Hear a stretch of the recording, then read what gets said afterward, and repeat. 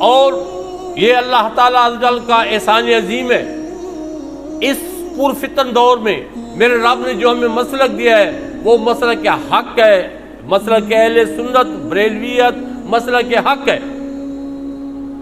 لوگوں کے پاس دلیلیں ہیں، یہ فقیر اسی دور کی دلیل دیتا ہے، جو باقی جتنے بھی ہیں کسی کے پاس وہ دلیل نہیں ہے۔ یہ بھی 90 کی دہائی میں سندھ میں ایک ٹریکٹر ڈرائیور تھا محمد ٹوٹانی، وہ ان پڑھ بندہ تھا، اتنا پڑھا لکھا تھا نہیں، بس ایک اس میں صفت تھی کہ چلتے پھرتے الصلاۃ والسلام علیک یا رسول، یہ پڑھتا رہتا تھا۔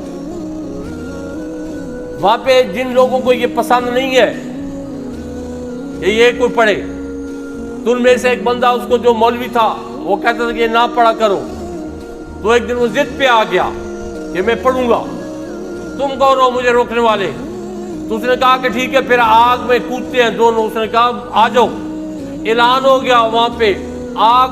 یہ ابھی کی بات ہے، یہ پرانی بات نہیں ہے، یہ کتابوں والی بات نہیں ہے، آن دا ریکارڈ لوگ موجود ہیں جو وہاں پہ موجود تھے۔ وہ گیا، وہ پڑھتا رہا، وہ جو مولوی تھا جو اس چیز کو پسند نہیں کرتے کہ الصلاۃ والسلام علیک یا سیدی یا رسول اللہ پڑھا جائے، اس نے کہا صبر کرو میں نفل پڑھ لوں۔ وہ نفل پڑھنے میں لگ گیا، وہ پڑھتا رہا اونچا اونچا، اس نے پڑھ لی تو کہتے چلو، اور اس نے اس کا ہاتھ پکڑ لیا اور آگ میں چلے گئے۔ اب محمد ٹوٹانی کہتا ہے کہ حیرت کی بات میرے لیے یہ تھی کہ اس کو بھی آگ نہیں لگی، مجھے بھی نہیں لگی، میں حیرت زدہ کہ یہ بھی مطلب یہ بھی ٹھیک ہے۔ تو کہتا ہے کہ میرے کانوں میں آوازیں آنا شروع ہو گئی، محمد ٹوٹانی اس کا ہاتھ تو چھوڑ پھر دیکھ۔ کہتا ہے جو ہی میں نے ہاتھ چھوڑا اس کو آگ لگ گئی۔ یہ اندر کارڈ بات ہے، یہ کوئی صدیوں پرانی بات نہیں ہے، یہ الحمدللہ ہمارے مسلک حق پہ یہ سچائی کی ایک واضح دلیل ہے۔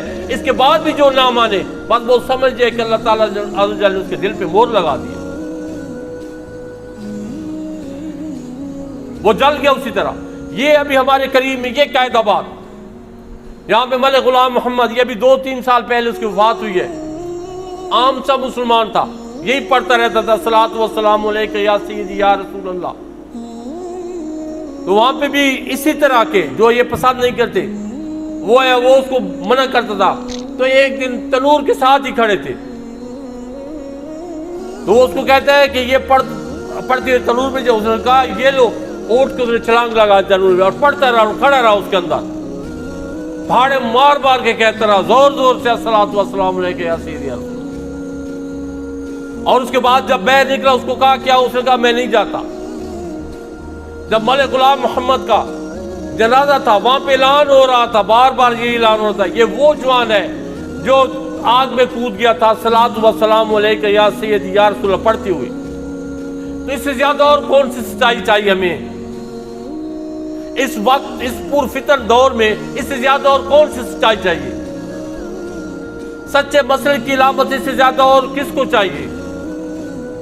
کتابوں میں تحریف ہو سکتی ہے، اولیاء کرام کی جو کرامات ہے ان کو لوگ نہ مانے، وہ ان کا اپنا معاملہ، لیکن یہ تو وہ ہے جو عین الیقین والا معاملہ ہے، یہ تو وہ ہے جو لوگوں نے دیکھا موجودہ دور میں۔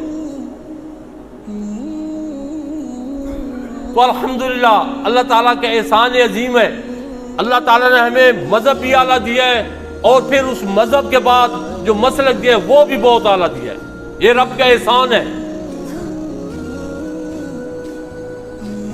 کبھی بھی لوگوں کی باتوں میں نہ ہے، جو بھی کہتے ہیں کہتے رہے، سمجھ جاؤ کہ اللہ تعالیٰ نے ان کے دلوں پہ مہریں لگا دی ہے۔ ہم اللہ تعالیٰ کے دوستوں کو ماننے والے ہیں، ہم ان کے غلام ہیں، لیکن کن کے؟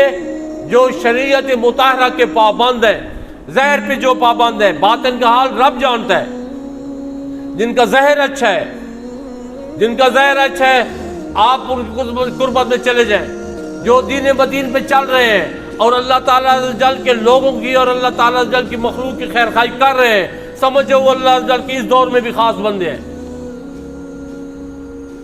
بے شک کہ ملنا مشکل ہے اس وقت میں، ایسے لوگوں کا مشکل ہے، پرفتن دور ہے، لیکن کوئی کہے کہ ہے نہیں، یہ تو ممکن نہیں، قیامت تک اللہ جل کے یہ دوست رہیں گے اور اللہ تعالیٰ جل کی مخلوق کو فائدہ دیتے رہیں گے۔ اب اپنے اس مسلک پہ، اپنے مذہب اور اپنے مسلک پہ اپنے رب کا جتنا شکر ادا کر سکتے ہو کیا کرو. اور جو اولیاء کرام کی جو نصیحتیں ہیں، جو آپ کو بتاتے ہیں، اگر کسی اللہ عز و جل کے دوست کی قربت ہے تو اللہ تعالیٰ عز و جل کا جو دوست آپ کو دین متین کے بارے میں بتاتا ہے وہ اس پہ خود عمل کرتا ہے تب وہ آگے بتاتا ہے. یہ کبھی بھی نہیں ہو سکتا کہ وہ خود عمل نہ کرے وہ اس چیز کا پرچار کرتا رہے، یہ کبھی بھی نہیں ہو سکتا.